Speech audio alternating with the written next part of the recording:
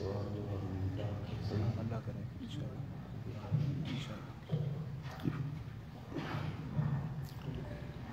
السلام علیکم ورحمۃ اللہ وبرکاتہ۔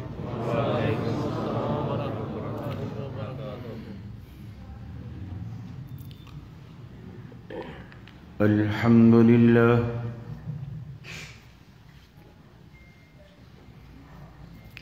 الحمد للہ احمدہ وهو المحمود ابدا ابدا،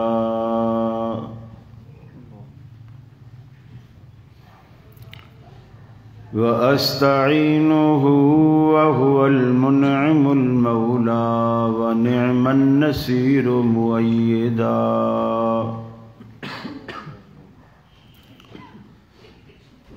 لا شريك له إلها واحدا أحدا فردا صمدا،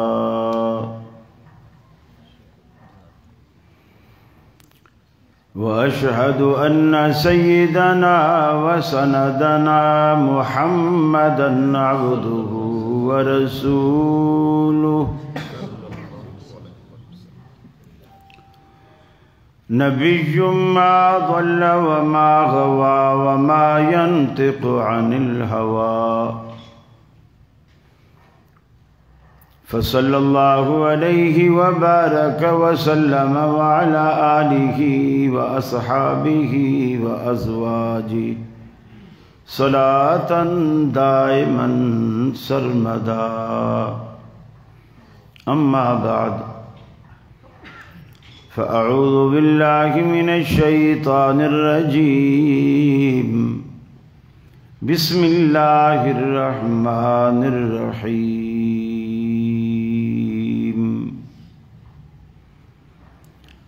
وَإِذْ أَخَذَ رَبُّكَ مِنْ بَنِي آدَمَ مِنْ ظُهُورِهِمْ ذُرِّيَّتَهُمْ وَأَشْهَدَهُمْ عَلَىٰ أَنفُسِهِمْ أَلَسْتُ بِرَبِّكُمْ قَالُوا بَلَىٰ شَهِدْنَا أَن تَقُولُوا يَوْمَ الْقِيَامَةِ إِنَّا كُنَّا عَنْ هَٰذَا غَافِلِينَ۔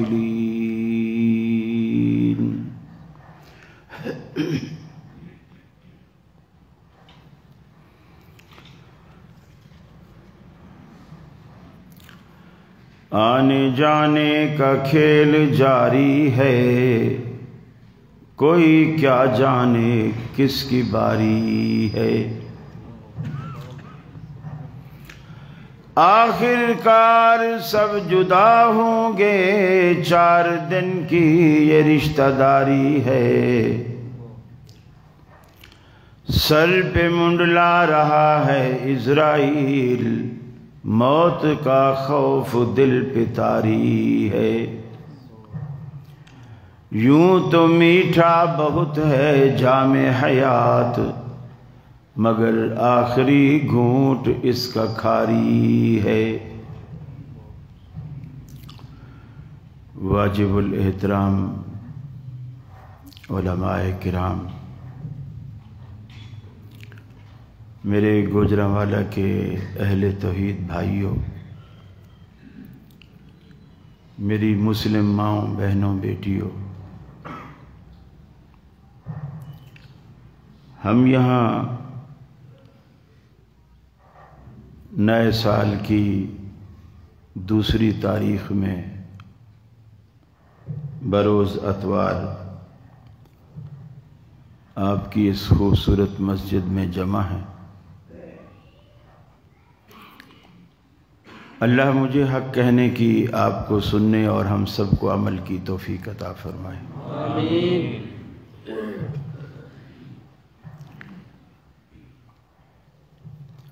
بہت ساری چیزیں ایسی ہوتی ہیں جنہیں سمجھنے کے لیے بہت زیادہ پڑھا لکھا ہونا ضروری نہیں ہوتا، وہ فطرتی ہوتی ہیں، فطرت کی آواز ہوتی ہے، اور وہ بچے کو بھی سمجھ آ جاتی ہے۔ بطخ کا بچہ جب انڈے سے نکلتا ہے، نکلتے ہی اسے کوئی نہیں سکھاتا اور پانی میں تیرنا شروع کر دیتا ہے۔ گائے بکری کا بچہ جب جنم لیتا ہے، ماں اس کو کچھ دیر چاٹتی ہے، اسے کوئی نہیں سکھاتا اور وہ ماں کے نیچے دودھ کے راستوں کو تلاش کرتا ہے اور اسے مل جاتا ہے۔ بعض چیزیں ایسی ہوتی ہیں اس کے لیے پڑھا لکھا ہونا ضروری نہیں ہوتا۔ اللہ کی پہچان انہی چیزوں میں سے ایک ہے۔ یہ اگر کسی کو عذر ہو کہ جی مجھے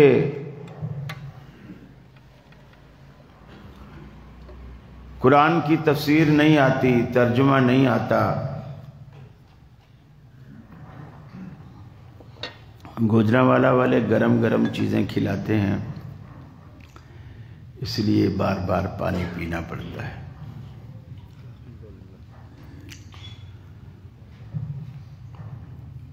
تو اس کے لیے اگر کوئی یہ عذر بنائے مجھے قرآن کا ترجمہ نہیں آتا، بخاری میں نہیں پڑھ سکتا، مسلم میں نے نہیں پڑھی ہے، اللہ کو پہچاننے کے لیے ان چیزوں کی بالکل ضرورت نہیں ہے۔ آپ صرف تخلیق کائنات پہ غور کریں، اپنے وجود پہ غور کریں کہ تو کیا تھا اور کیا سے کیا بن گیا، تو فوراً اللہ سمجھ میں آ جاتا ہے کہ یار یہ سب کچھ ایسا نہیں ہے۔ امام ابو حنیفہ رحمہ اللہ کے بارے میں مشہور ہے کہ کسی دہریے کے ساتھ ان کا مناظرہ طے ہوا۔ دہریے دنیا میں پایا جانے والا ایک نظریہ ہے جو کہتے ہیں کہ اس کائنات کو کسی نے نہیں بنایا، یہ خود بخود بن گئی ہے، خود بخود بن گئی ہے، بس یہ ایک ایسا طریقہ کار ہے کہ آپ دانہ مٹی میں ڈالیں گے تو وہ اگتا رہے گا، پھر بڑا ہوگا، پھر درخت بن جائے گا، پھر اس پہ پھل لگیں گے، پھر اس میں سے وہی دانہ نکل آئے گا۔ دو میاں بیوی کی شادی ہوگی، آپس میں ملیں گے تو اولاد پیدا ہونا شروع ہو جائے گی۔ یہ فطری چیز ہے کہ یہ نعوذ باللہ اللہ تعالیٰ نہیں بناتا، اور وہ اللہ پر ایمان بھی اور یقین بھی نہیں رکھتے۔ امام ابو حنیفہ رحمہ اللہ کا مناظرہ طے ہوا، ایک جگہ مناظرہ رکھا گیا، وہ دہریہ پہلے پہنچ گیا، امام صاحب پہلے نہ پہنچے، تو وہ بڑا مذاق اڑانے لگا مسلمانوں کا کہ دیکھا اب وہ آئے گا بھی نہیں، اس کے پاس دلائل نہیں ہے، وہ بات نہیں کر سکتا، اس لیے کچھ دیر گزر گئی، اس نے بھی اپنی بھڑاس جب تک نکال لی کافی، امام صاحب آ گئے۔ امام صاحب آ گئے تو دہریے نے پہلا سوال کیا کہ ہم نے اتنے بجے کا وقت مقرر کیا تھا اور تم اتنی دیر سے آئے ہو۔ تو امام صاحب نے کہا کہ میرے ساتھ ایک واقعہ پیش آیا ہے جس کی وجہ سے میں لیٹ ہو گیا۔ واقعہ یہ پیش آیا ہے کہ میں جب، میرا گھر دریا کے پار ہے، اس پار ہے، میں جب دریا کے کنارے آیا تو کشتی کوئی نہیں تھی، جو روز جاتی آتی ہے وہ شاید وہاں سے جا چکی تھی، کوئی اور کشتی نہیں تھی، تیرنا میں نہیں جانتا تھا، تو میں وہاں بیٹھ گیا شاید کوئی کشتی آ جائے، تو میں نے دیکھا کشتی تو نہیں آئی، برابر دریا کے کنارے ایک درخت چھوٹا سا ایک نکلا اور بڑا ہوتا گیا ایک دم بڑا درخت ہو گیا۔ پھر میں نے دیکھا کہ ایک آرا آیا، آرا چلانے والا کوئی نہیں تھا، وہ آرا اس درخت کو کاٹنے لگ گیا۔ میں یہ سارا تماشا دیکھتا رہا. پھر میں نے دیکھا وہی آ رہا اس درخت کے تنے کو کاٹ کے اس کے پھٹے بنانے لگ گیا، اور کوئی بنانے والا نہیں تھا. پھر میں نے دیکھا وہ پھٹے آپس میں جڑنے لگے، کوئی جوڑنے والا نہیں تھا. میں دیکھتا رہا. پھر میں نے دیکھا وہ کشتی پھٹے جڑ کے کشتی بن کے میرے سامنے آ کے کھڑی ہو گئی. میں اٹھ کے اس میں بیٹھ گیا، اور پھر وہ خود بخود چلنے لگی. اس کو کوئی چلانے والا نہیں تھا. میں اس کنارے آ کر کے اتر گیا، اور اترا تو میں نے دیکھا کہ اب دیکھتا ہوں کہ یہ کشتی اب کیا کرتی ہے.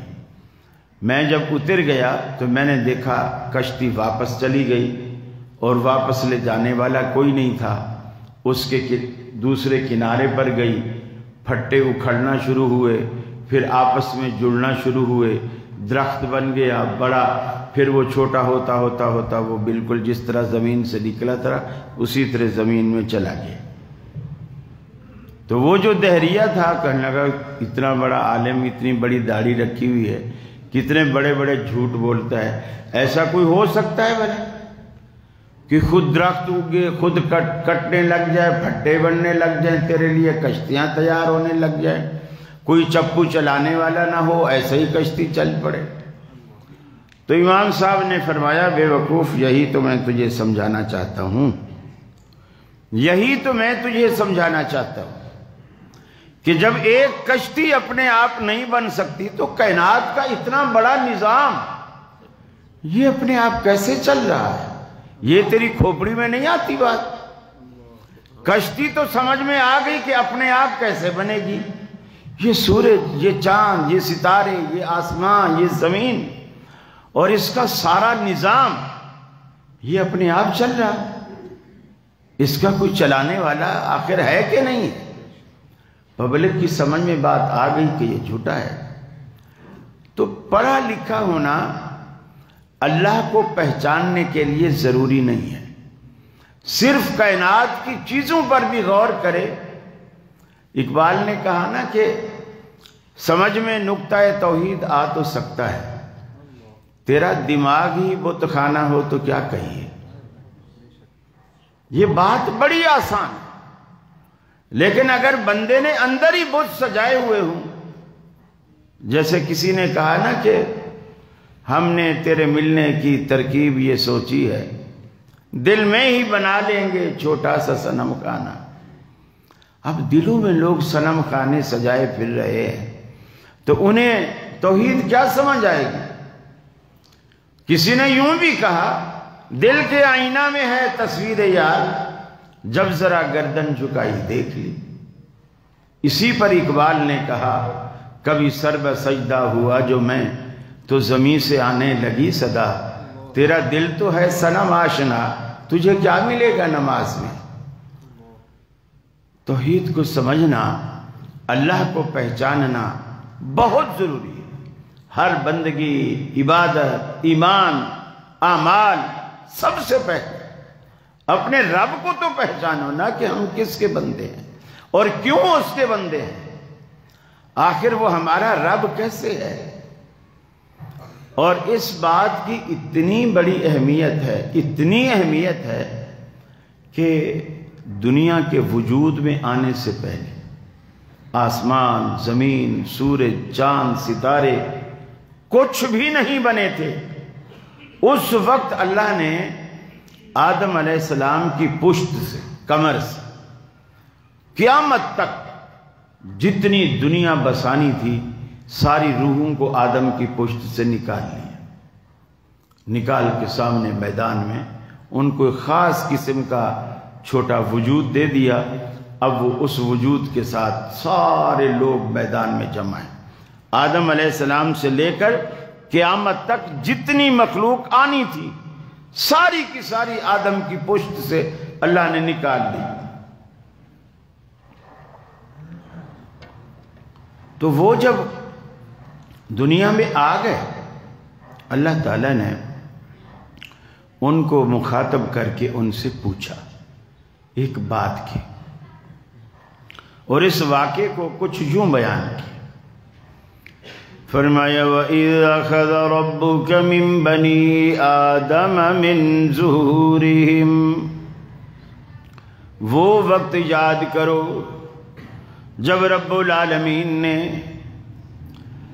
آدم علیہ السلام کی تمام اولاد کو آدم کی پشت سے نکالا، وَأَشْهَدَهُمْ عَلَىٰ أَنفُسِهِمْ أَلَسْتُ بِرَبِّكُمْ، ان سے رب العالمین نے ایک سوال کیا، میں تمہیں دنیا میں بھیجنے والا ہوں، تم دنیا میں میرے مہمان ہوگے، میں تمہارا میزبان ہوں گا، تمہاری ساری ضرورتیں میں پوری کروں گا، کپڑا دوں گا، روٹی دوں گا، پانی دوں گا، عقل و خرد سے نوازوں گا، دنیا کی ہر نعمت تم پر نچھاور کر دوں گا، لیکن تمہیں میں اپنے لیے بھیجوں گا۔ لیکن بتاؤ دنیا میں جانے کے بعد الست بربکم، کس کو اپنا معبود مانو گے؟ میں تمہارا رب ہوں کہ نہیں؟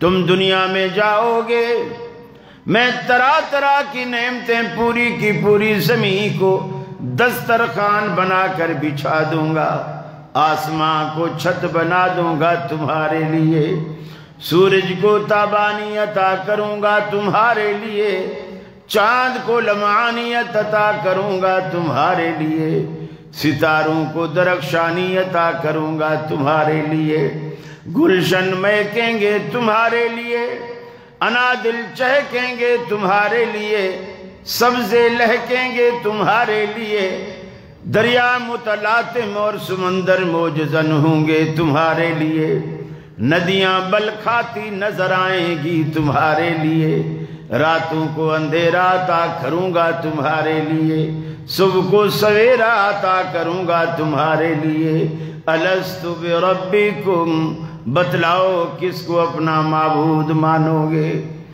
سب نے یک زبان ہو کر کے کہا الہ العالمین، قالوا بلا، اللہ کیوں نہیں، تو ہی تو ہمارا رب ہے، تو ہی تو ہمارا داتا ہے، ہم تو تجھے مانیں گے، تیری بندگی کریں گے۔ آج دنیا میں آنے کے بعد کتنے لوگ ہیں جن کو رب العالمین سے کیا ہوا اپنا وہ وعدہ آج یاد ہو، کسی کو بھی تو یاد نہیں۔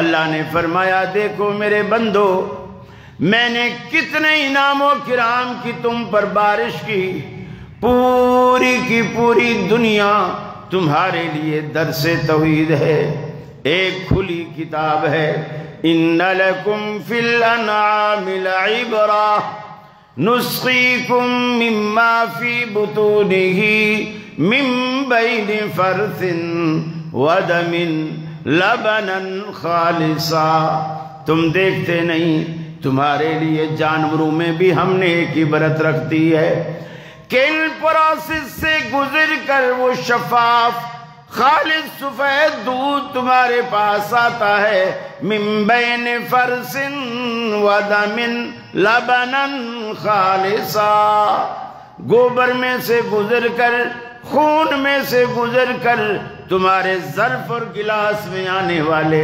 شفاف دودھ کو مہیا کرنے والا کون؟ تمہارے بھینس کی رنگت کالی، چارے کی رنگت ہری، ہرا چارہ کھانے والی بھینس، کالا رنگ رکھنے والی بھینس جب اسی چارے سے خون بناتی ہے اس کا رنگ سرخ بنتا ہے، پیشاب پیلا بنتا ہے، لیکن تمہارے ظرف میں آنے والا دودھ انہی راستوں سے گزر کر آتا ہے، لیکن وہ کون ہے جو خون کی سرخی کو بھی شامل نہیں ہونے دیتا، بھینس کی سیاہی کو بھی شامل نہیں ہونے دیتا، گوبر کی بدبو کو بھی شامل نہیں ہونے دیتا، پیشاب کی پلاہٹ کو بھی شامل نہیں ہونے دیتا، گھاس کی ہریالی کو بھی شامل نہیں ہونے دیتا؟ وہ کون ہے جو تمہارے برتن میں تمہیں سفید اور شفاف، لذیذ اور لذت دار دودھ تمہیں مہیا کرتا ہے؟ انسان اپنے ناشتے کی ٹیبل پہ رکھے ہوئے دودھ کے گلاس کو پینے سے پہلے اتنا بھی اگر تو غور کر لے یہ کہاں سے آیا، کیسے آیا، کس نے بھیجا، تو تمہیں میں سمجھ آ جاؤں گا، اللہ رب العالمین کی پہچان آ جائے گی۔ اللہ کہتا ہے میرے بندے اپنی ذات پر بھی اگر تو غور و فکر کرے اللہ تعالیٰ نے تجھے کیسے پیدا کیا۔ فرمایا وَلَقَدْ خَلَقْنَا الْإِنسَانَ مِنْ صُلَالَةٍ مِّن طِينٍ ثُمَّ جَعَلْنَاهُ نُطْفَةً فِي قَرَارٍ مَّكِينٍ ثُمَّ خَلَقْنَا النُّطْفَةَ عَلَقَةً فَخَلَقْنَا الْعَلَقَةَ مُضْغَةً فَخَلَقْنَا الْمُضْغَةَ عِظَامًا فَكَسَوْنَا الْعِظَامَ لَحْمًا۔ ہم نے سب سے پہلے تو بالکل قطرہ پانی کی شکل میں تھا، ایک نطفے کی شکل میں تھا۔ دنیا میں بڑے بڑے مصور دیوار پر تصویر بنا لیں گے، کاغذ پر بنا لیں گے، لکڑی پر بنا لیں گے، پتھر پر بنا لیں گے، لیکن پانی کے قطرے پر دنیا کا کوئی مصور تصویر نہیں بنا سکتا۔ رب العالمین نے تیری تصویر بنائی پانی کے قطرے پر، پھر وہ بھی چلتی پھرتی تصویر، ایسے جامد اور مردہ تصویر نہیں، بے جان تصویر نہیں، زندہ اور چلتی پھرتی، سننے والی، بولنے والی، دیکھنے والی، چلنے والی، وہ تصویر رب العالمین نے تیری بنائی۔ پھر قطرہ پانی کو رب العالمین نے جس ماں کے بطن میں، وہاں کوئی روشنی کا انتظام نہیں، کوئی بجلی نہیں، کوئی بلب نہیں، اندھیرے کے اندر تیرا ایک ایک پور رب العالمین نے بنایا، بلکہ تیرے پور پر بننے والے دائرے جن کو آپ فنگر پرنٹ کا نام دیتے ہو، ہم نے اس اندھیرے میں بنائے، مگر کبھی کسی بیٹے کے باپ سے وہ پور میل نہیں کھاتے، بیٹی کے ماں سے میل نہیں کھاتے۔ دنیا میں اربوں خربوں دنیا آئی اور چلی گئی، کسی ایک انسان کے فنگر پرنٹ بھی رب العالمین نے دوسرے سے میل نہیں کھانے دیے، حالانکہ یہ دائرے ہیں، بظاہر دیکھا جائے یہ دائرے ہیں۔ اب کچھ دائروں کو تھوڑا تبدیل بھی کرنا چاہے تو کتنے تبدیل کر لے گا؟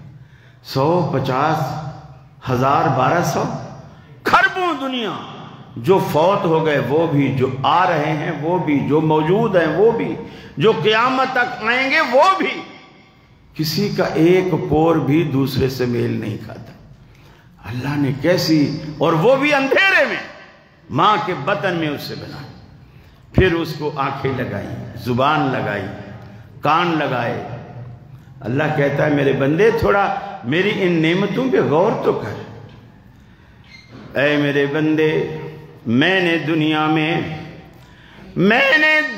میں تجھے صحت اور شباب عطا کیا، جوانی عطا کی۔ تمہارے سامنے میں نے دنیا میں کمر جھکے بوڑھے بھی پیدا کر دیے، تاکہ انہیں دیکھ کر تمہیں اپنی جوانی کی قدر معلوم ہو۔ میں نے تمہیں آنکھ جیسی نعمت سے نوازنے کے بعد یہ ایسا کیمرہ رب العالمین نے آنکھ کا آپ کو عطا کیا کہ دنیا میں لاکھوں روپے لگا کر بھی اس کیمرے جیسا کیمرہ آپ نہیں خرید سکتے۔ اللہ رب العالمین کہتا ہے میرے بندے میں نے تجھے آنکھ جیسی نعمت سے نوازا، دنیا میں تمہارے سامنے نہ دیکھنے والے اندھے اور نابینا بھی پیدا کر دیے، تاکہ آنکھ کی نعمت کی تمہیں قدر معلوم ہو۔ میں نے تمہیں کانوں کی سنوائی عطا کرنے کے بعد دنیا میں کتنے میں نے بہرے بھی پیدا کر دیے، تاکہ کان جیسی نعمت کی قدر تمہیں معلوم ہو۔ میں نے تمہیں زبان کی گویائی عطا کرنے کے بعد دنیا میں کتنے گونگے پیدا کر دیے، تاکہ تمہیں اس نعمت کی قدر معلوم ہو۔ میں نے تمہیں ہاتھ اور پاؤں کی سلامتی عطا کرنے کے بعد دنیا میں کتنے معذور لنگڑے لولے پیدا کر دیے، تاکہ ہاتھ اور پاؤں کی سلامتی کی قدر تمہیں معلوم ہو۔ میں نے عقل و خرد کی نعمت سے نوازنے کے بعد دنیا میں کتنے پاگل مجنوں دیوانے بھی پیدا کر دیے تاکہ آپ کو عقل جیسی نعمت کی قدر معلوم ہو۔ تمہیں توانائی تندرستی دینے کے بعد بستر مرگ پر ہسپتالوں میں ایڑیاں رگڑ رگڑ کر بیمار بھی پیدا کر دیے۔ جو ایڑیاں رگڑ رگڑ کر زندگی گزار رہے ہیں وہ بیمار بھی پیدا کر لیے تاکہ تمہیں اپنی صحت جیسی نعمت کی قدر معلوم ہو۔ اللہ رب العالمین نے آپ کو اولاد جیسی نعمت دینے کے بعد کتنے لوگ دنیا میں بے اولاد بھی پیدا کر دیے تاکہ آپ کو اولاد جیسی نعمت کی قدر معلوم ہو۔ آپ کو بینکوں کا مالک اور وارث بنانے کے بعد جھونپڑیوں میں رہنے والے، فٹ پاتھ پہ پھرنے والے، تنگ دست اور غریب بھی پیدا کر دیے تاکہ آپ کو دولت کی قدر معلوم ہو۔ اللہ نے کتنے احسانات کیے اور تو اس کے جواب میں اس کو پہچاننے کے بجائے اسے بھول بیٹھا۔ کس قدر ظلم! اللہ رب العالمین نے اتنے مواقع ہمیں دنیا میں دیے کہ ہم ان مواقعوں پہ بھی اگر غور کریں تو انسان اللہ کو پہچان دیتا ہے، کبھی نہیں بھول سکتا، ہر لمحے پہچان لے۔ صرف اس کو غور کرنے کی بات ہے، تھوڑا سا سوچنے کی بات ہے، توجہ کی بات ہے۔ دیکھیے آپ کہتے ہیں نا کہ میں اتنا ذہین ہوں، اتنا پڑھا لکھا ہوں، اتنا یہ ہوں، میں تو حساب کتاب کا اتنا ماہر ہوں، میں نے تو اکنامکس پڑھ رکھی ہے، میں تو اس میں گولڈ میڈلسٹ ہوں، میں تو یہ ہوں۔ یہ جو کاروبار میں منافع ہے، ترقی ہے، یہ سب میری ذہانت کا نتیجہ ہے۔ میرے بھائی، جب اللہ کی پکڑ آتی ہے نا، اللہ کی قسم یہ ساری ذہانتیں دھری کی دھری رہ جاتی ہیں۔ کسی بھی ایک بات پہ اللہ ناراض ہو سکتا ہے اور کسی بھی ایک بات پہ اللہ خوش ہو سکتا ہے۔ اگر وہ خوش ہو جائے تو بیڑا پار، اور اگر وہ ناراض ہو جائے دنیا بھی برباد اور آخرت بھی برباد۔ ہمیشہ بندہ یہ کوشش کرے کہ میرا رب، اس نے آخر مجھے دنیا میں بھیجا کیوں بھیجا ہے؟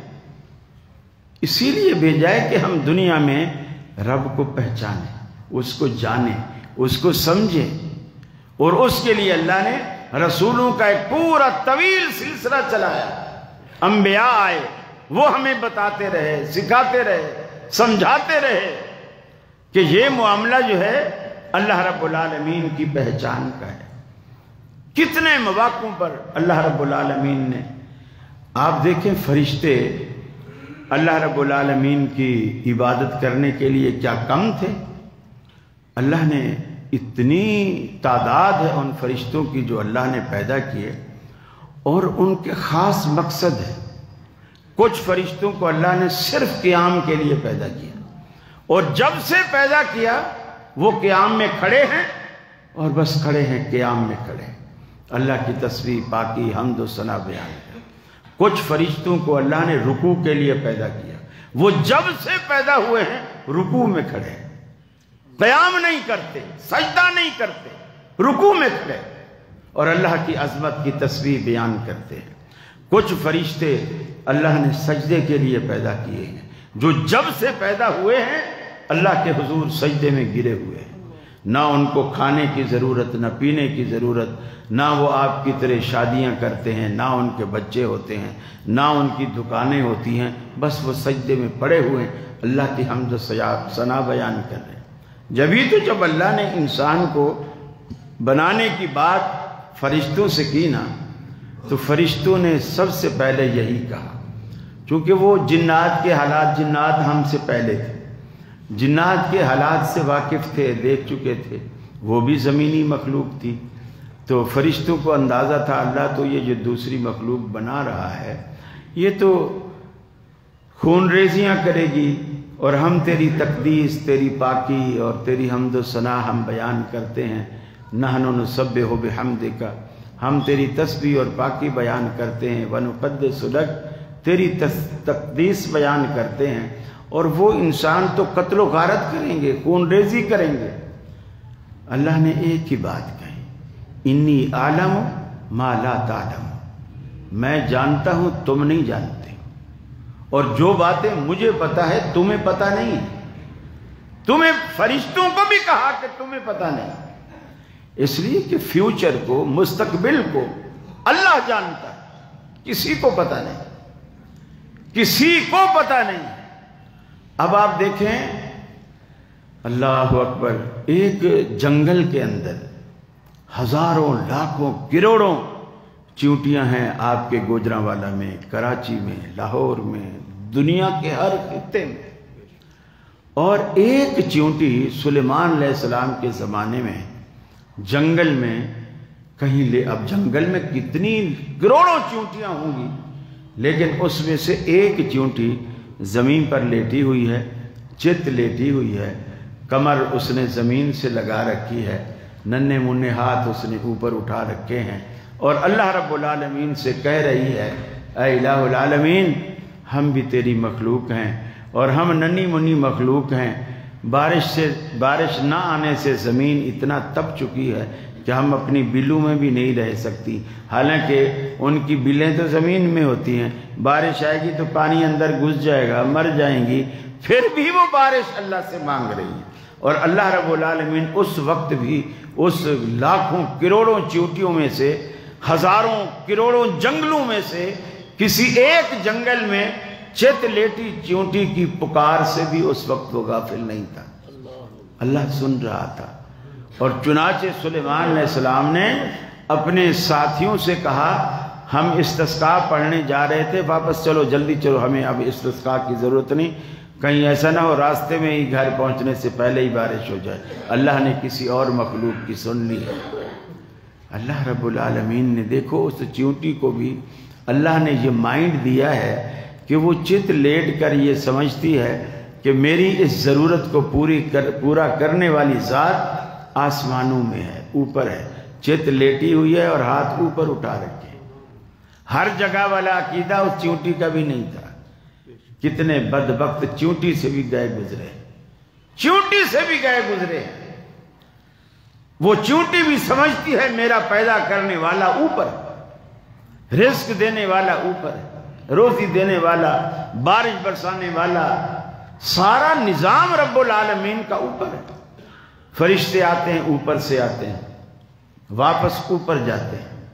اللہ کے رسول کو معراج ہوئی، اوپر بلایا گیا۔ عیسیٰ علیہ السلام کو اٹھایا، اوپر اٹھایا گیا۔ بندے کی روح نکالی جاتی ہے، فرشتے نکال کر اس کے ساتھ جو بھی پروٹوکول ہوتا ہے وہ دیتے ہیں، برا ہے تو اس حساب سے، اچھا ہے تو اس حساب سے، پھر اس کی روح کو اوپر لے جایا جاتا ہے، اوپر لے جایا جاتا ہے۔ اللہ اکبر۔ جس دن حضرت سعد رضی اللہ تعالی عنہ فوت ہوتے ہیں نا،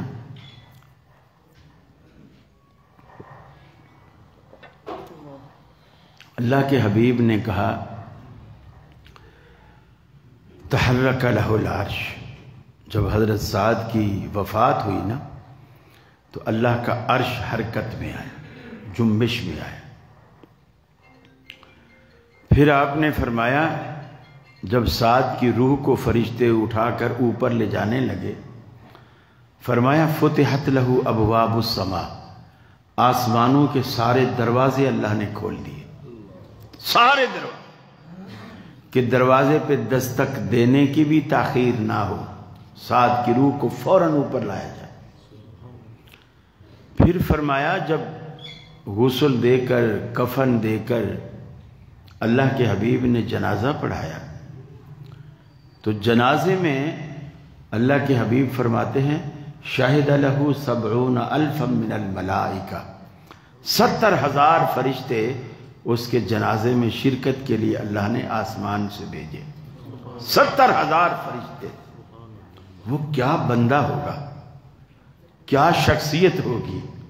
پھر صحابہ کہتے ہیں، جب سعد تھوڑا جیسے گوجرانوالا کے پہلوان ہوتے ہیں نا، ان کی جسامت کچھ ایسی تھی، تو ہم جب ان کی میت کو کندھے پر قبرستان لے جانے کے لیے اٹھانے لگے تو ہم نے اس حساب سے زور لگایا کہ چونکہ یہ موٹے ہیں، بھاری بھرکم ہیں، تو کافی قوت سے اٹھیں گے، تو اس حساب سے ذرا شکل بگاڑ کے زور لگا کر سارے ہم نے جب اٹھانے لگے تو ہمیں ایسے لگا ہم تو خام خواہ زور لگا رہے تھے، اس میں تو چارپائی میں وزن ہی نہیں ہے۔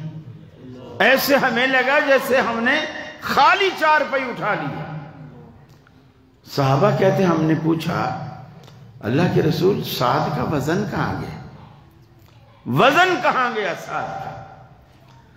آپ نے فرمایا حقیقت میں بظاہر تو تم نے اسے کندھا دے رکھا تھا، حقیقت میں اسے فرشتوں نے اٹھا رکھا تھا، تمہارے کندھوں پر اس کا بوجھ ہی نہیں تھا، فرشتوں نے اٹھا رکھا۔ اللہ کا عرش جنبش میں آیا، آسمانوں کے سارے دروازے اس کے لیے کھولے گئے، 70,000 فرشتے اس کے جنازے میں شرکت کے لیے بھیجے گئے، اور آخری اور چوتھی بات اس کے جنازے کو فرشتوں نے کندھا دے کر قبرستان پہنچایا۔ اللہ کے رسول کے صحابہ کہتے ہیں ہمارے لیے ان ساری باتوں سے بڑھ کر تعجب کی بات وہ تھی جب اللہ کے رسول نے دفن کے بعد اس قبر کے اوپر کی، وہ ہمارے لیے سب سے بڑی تعجب کی بات تھی۔ وہ کیا بات تھی؟ فرمایا جب سعد کو قبر میں اتارا گیا، مٹی ڈال دی گئی، قبر بنا دی گئی، تو اللہ کے رسول کی عادت مبارکہ تھی کہ آپ رخصت ہونے سے پہلے کچھ دیر رک کر میت کے لیے ثابت قدمی کی، بخشش کی، سوال و جواب میں ثابت قدمی کی دعا کرتے، اور صحابہ سے بھی کہتے اپنے بھائی کے لیے ثابت قدمی کی دعا کرو۔ تو صحابہ کہتے ہیں جب سعد کی میت کو دفنایا گیا اور اللہ کے رسول دعا کرنے لگے، اتنی طویل دعا کی، اتنی طویل دعا کی کہ اس سے پہلے کبھی کسی جنازے پر، کسی قبر پر آپ نے اتنی لمبی دعا نہیں کی۔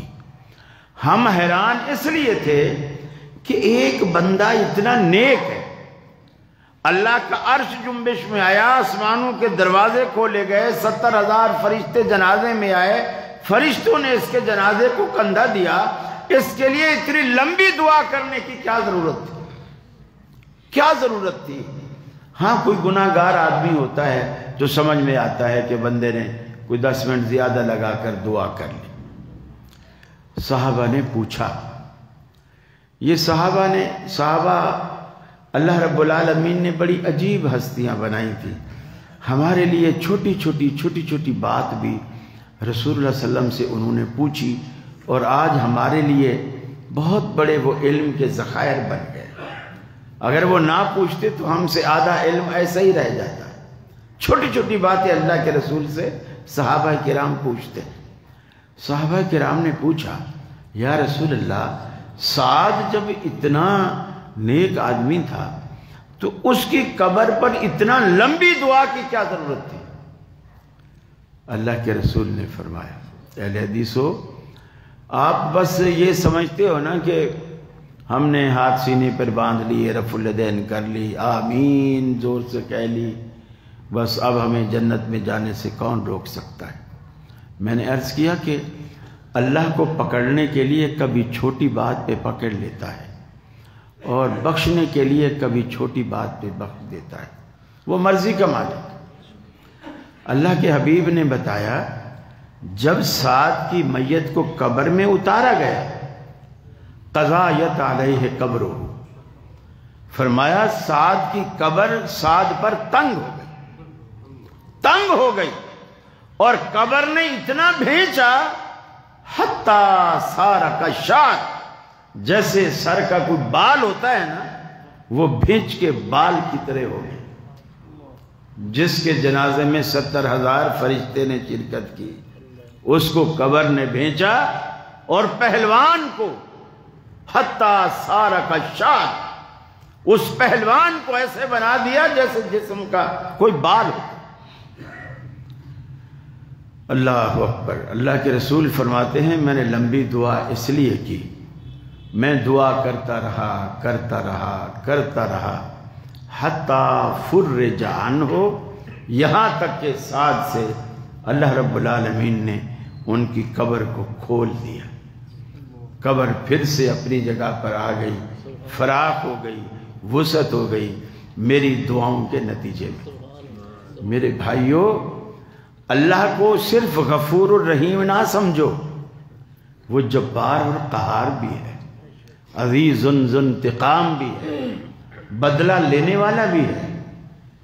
یہ جو ہمارے اندر بڑا مشہور ہے نا، ارے میاں تو مولوی خام کا ڈراتے رہتے ہیں، اللہ تو بڑا غفور الرحیم، اللہ تو اس میں کوئی شک نہیں، اللہ غفور الرحیم ہے، لیکن اللہ کی باقی صفتیں بھی تو ہیں نا، باقی صفتیں بھی تو ہیں۔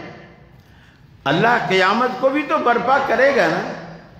قیامت اللہ کے رسول فرماتے ہیں برے لوگوں پر آئے گا، اس کو برپا کرے گا لیکن برے لوگوں پر۔ کیوں؟ کہ جس مقصد کے لیے اللہ نے دنیا بنائی تھی وہ لوگ اس مقصد کو فوت کر بیٹھیں گے، اور اللہ تعالیٰ اسرافیل سے کہے گا کہ جس مقصد کے لیے میں نے دنیا بنائی تھی وہ مقصد ختم ہو گیا، لہٰذا اب اسے باقی رکھنے کا کوئی فائدہ اور کوئی ضرورت نہیں ہے، تو سور پھونک دے۔ اس فرشتے کا کوئی کام نہیں ہے، جب سے پیدا ہوا ہے وہ باجا منہ میں دیے ہوئے ہے جس کا نام سور ہے، وہ منہ میں دیے ہوئے اس حکم کے انتظار میں کھڑا ہے کہ اللہ کب مجھے کہے اور میں اس میں پھونک مار دوں۔ اور وہ ایسی ہولناک آواز ہوگی، ایسی ہولناک کہ وہ جو بجانے والا ہے نا اس آواز سے وہ بھی مر جائے گا، وہ بھی مر جائے گا۔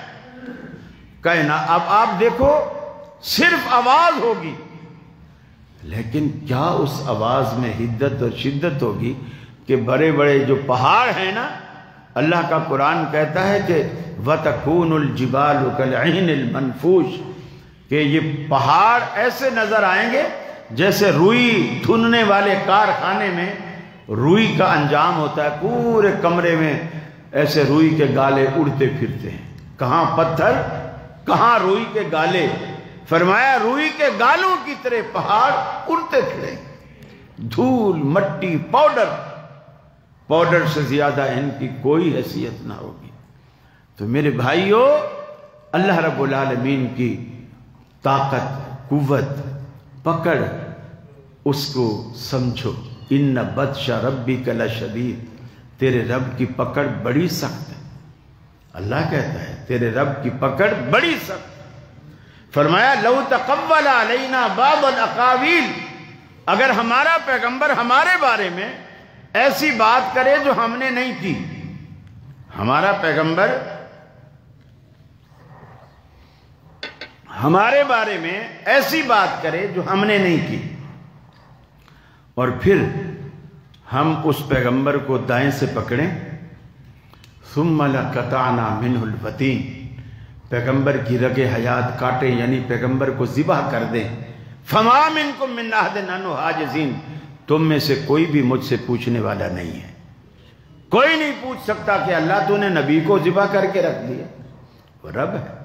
ماننے پہ آئے تو پیغمبروں کیا شیطان کی مان لے۔ شیطان نے کہا یا اللہ میری عمر بڑھا دے، اللہ نے عمر بڑھائی کہ نہیں بڑھائی؟ بڑھائی۔ نوح علیہ السلام نے کہا یا اللہ میرا بیٹا مجھے واپس کر، اللہ نے کیا؟ نہیں کیا۔ نہ ماننے پہ آئے تو پیغمبروں کی نہ مانے، ماننے پہ آئے تو دشمنوں کی مان لے، وہ رب ہے۔ میرے بھائیوں، تھوڑی تھوڑی باتوں پہ آپ غور کریں۔ یہ پانی ہے، آپ کو شاید یہاں پانی کی قدر معلوم نہیں ہوتی، آپ کراچی والوں سے پوچھو، سمندر کے مالک ہیں لیکن گھر میں پینے کا پانی نہیں ہوتا۔ ہم ٹینکر ڈلواتے ہیں، انڈر گراؤنڈ ٹینک بنے ہوئے ہوتے ہیں، ٹینکر آتا ہے، پیسے لیتا ہے، وہ ڈال کے جاتا ہے۔ ہم روز بچوں کو ڈانٹ کے برا حال کیا ہوا ہوتا ہے کہ نل تھوڑا کھولو، وضو میں اتنا پانی ضائع کر دیا جیسے نہانے میں پانی لگتا ہے۔ ہم یقین مانیے اس پانی کو بچانے کے لیے وہ جو بیسن کے نیچے لٹو ہوتے ہیں نا، ہم ان کو تھوڑا تھوڑا کم کر دیتے ہیں تاکہ بچہ اوپر لٹو فل بھی کھولے تو اس کو پانی وہی تھوڑا ہی ملے۔ آپ کو اس کی قدر نہیں ہے۔ اللہ رب العالمین آپ کو میٹھا پانی پلاتا ہے، تو جب وہ آپ کو میٹھا پانی پلاتا ہے تو اس کا کچھ آپ پر حق بھی تو بنتا ہے نا۔ آپ کو پیٹ بھر کے کھانا کھلا کے سلاتا ہے، آپ کو فاخرانہ لباس پہناتا ہے، پھر اس نے آپ کو یہ توفیق دی ہے، آپ بھاگ دوڑ کر کے آپ زمین پہ اللہ کے آگے سجدے کر سکتے ہیں، ورنہ بڑھاپے میں ایسی تکلیفیں اللہ لگا دے، گھٹنے میں کمر میں آپ سجدہ کرنا چاہتے ہیں لیکن کر نہیں سکتے، کرسی پہ بیٹھے ہوئے ہیں اور اشارے سے نماز پڑھتے ہیں۔ یہ اللہ رب العالمین نے طرح طرح کی نعمتیں آپ کو دی ہیں۔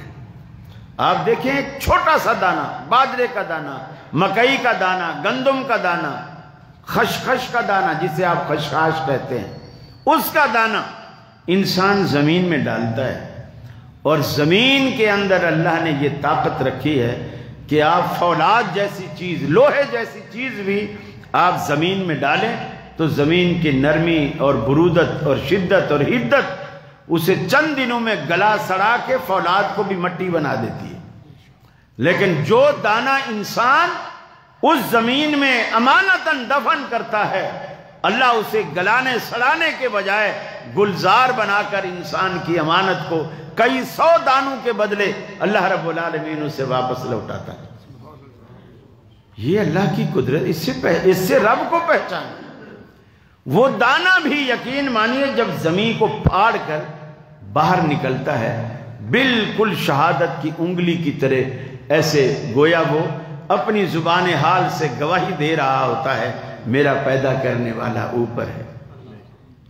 اور پھر جب وہ بڑھتا ہے اوپر بھٹا لگتا ہے، باجرے کا بھٹا، مکئی کا بھٹا، کتنے 100 دانے اس میں جڑے ہوئے ہوتے ہیں، اوپر اتنے 100 دانے لگتے ہیں، نیچے تنا ایک نکلتا ہے، اوپر کئی 100 دانے ہیں۔ وہ زبان حال سے بتا رہا ہوتا ہے میرا پیدا کرنے والا ایک ہے لیکن کھانے والے بہت سارے ہیں۔ پھر اللہ نے کتنی عزت اور وقار دی آپ کو۔ گدھا ہے، گھوڑا ہے، کتا ہے، خنزیر ہے، جو بھی جانور ہے اپنی خوراک کے اوپر جھکتا ہے، منہ لگا کر اس کو کھاتا ہے، لیکن انسان کو اللہ کتنے باوقار طریقے سے کرسی پر بٹھاتا ہے اور ہاتھوں کو حکم کرتا ہے کہ نوالا توڑ، سالن میں لگا، اور میرے بندے کو رزق پہ جھکنے نہ دے۔ ہاتھ اس کو عزت اور وقار کے ساتھ اس کے منہ میں ڈالتا ہے، دانتوں کو حکم دیتا ہے یہ 2 پاٹ کی یہ چکی ہے، یہ پیس دیتی ہے اس روٹی کو، اس کوفتے کو، اس قیمے کو، جو بھی چیز آپ منہ میں ڈالیں گے اسے پیس دیتی ہے۔ پھر زبان کے ذریعے اس کی مدد سے اللہ حکم دیتا ہے حلق سے نیچے اتارو، وہ حلق سے نیچے اترتی ہے۔ اللہ نے بالکل حلق کے یہی قریب 2 قریب راستے لگا دیے، ایک پھیپھڑے کو جاتا ہے، ایک معدے کو جاتا ہے۔ جو راستہ سانس کا پھیپھڑے کو جاتا ہے اس کے اوپر اللہ نے ڈھکنا لگا دیا، جسے آپ پردہ کہتے ہیں، وہ ڈھکنا لگا دیا۔ جیسے نوالا نیچے اترتا ہے اللہ نے ایسا خودکار نظام بنایا ہے کہ وہ ڈھکنا خود بخود بند ہوتا ہے۔ جب نوالا نیچے اتر جاتا ہے پھر وہ سانس کے لیے ڈھکنا کھلتا ہے، تاکہ آپ کا یہ غذا کا ذرہ پھیپھڑے میں، سانس کی نالی میں نہ چلا جائے۔ یہی وجہ ہے کہ جب آپ بولتے بولتے کھاتے ہیں یا پیتے پیتے آپ ہنستے ہیں تو وہ پردہ، ظاہر بات ہے سانس کے کھلتا بھی ہے بند بھی ہوتا ہے، کھلتا بھی ہے بند بھی ہوتا ہے، غذا کا کوئی ذرہ اس طرف جانے لگے تو اللہ نے خود کار نظام کے ذریعے آپ کو پھندا لگا دیتا ہے اور آپ کو اتنی زور کی کھانسی آتی ہے کہ وہ پریشر سے وہ ذرا باہر نکل آتا ہے۔ اللہ رب العالمین نے آپ پر اتنے احسانات کیے ہیں، اگر صرف آپ اپنے وجود پہ بھی غور کریں نا، اپنے وجود پہ، اس پورے اب پیٹ کا آپ دیکھیں کہ ضخامت اس کی کتنی ضخامت ہے۔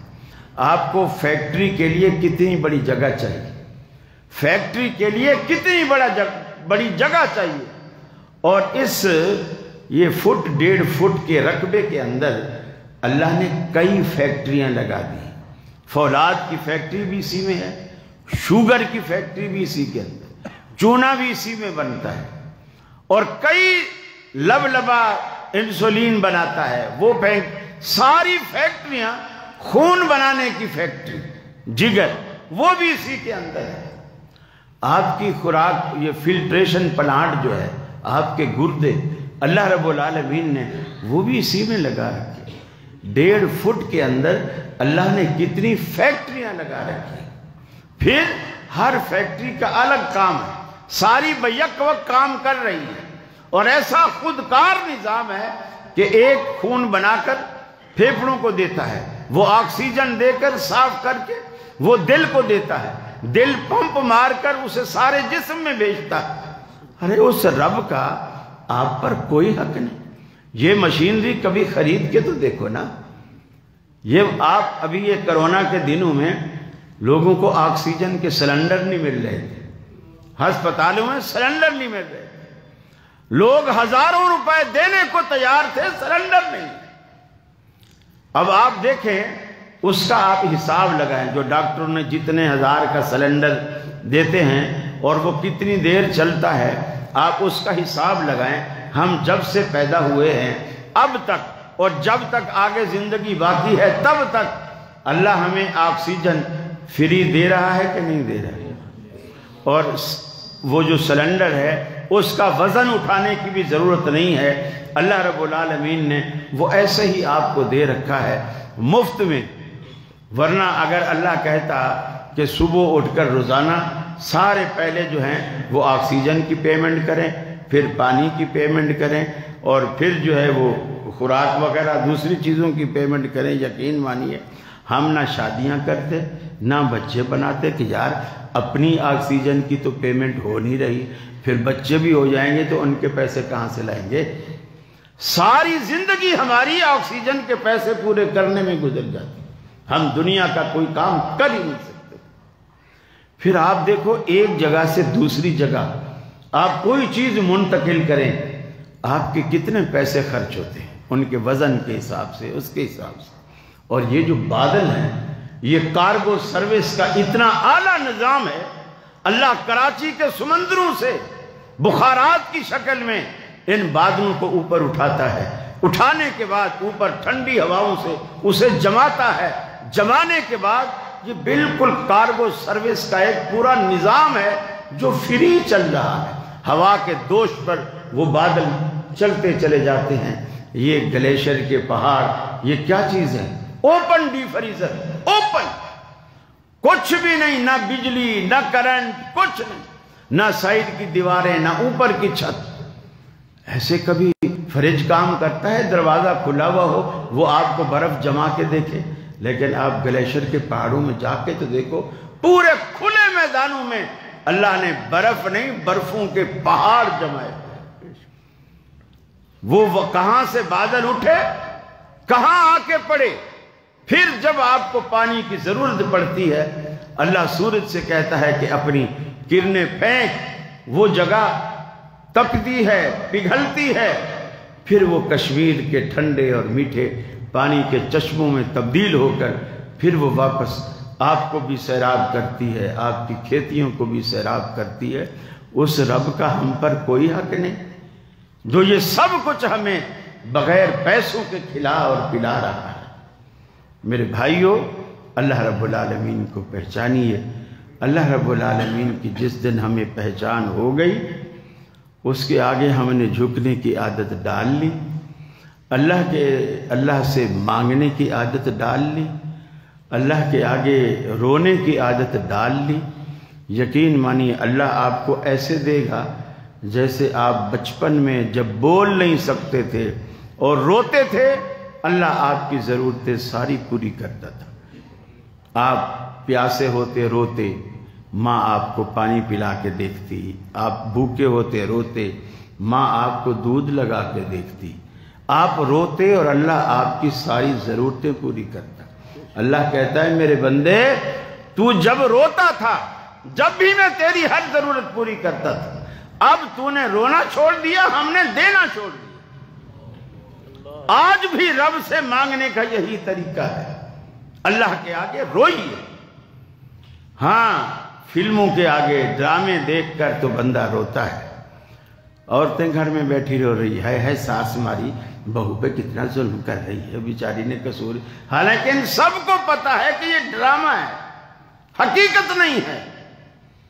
لیکن یہ آنسو اگر دو اتھرو اللہ کے آگے کبھی گرا کے تو دیکھو نا، پھر دیکھو اللہ رب العالمین آپ کی تقدیریں کیسے بدلتا ہے، آپ کے حالات کیسے بدلتا ہے، آپ کو فرش سے عرش پر کیسے لے جاتا ہے، آپ کو ایک جھونپڑی سے بنگلوں میں کیسے لے جاتا ہے۔ اللہ قادر ہے اس بات پر، لیکن مانگنے کا سلیقہ چاہیے۔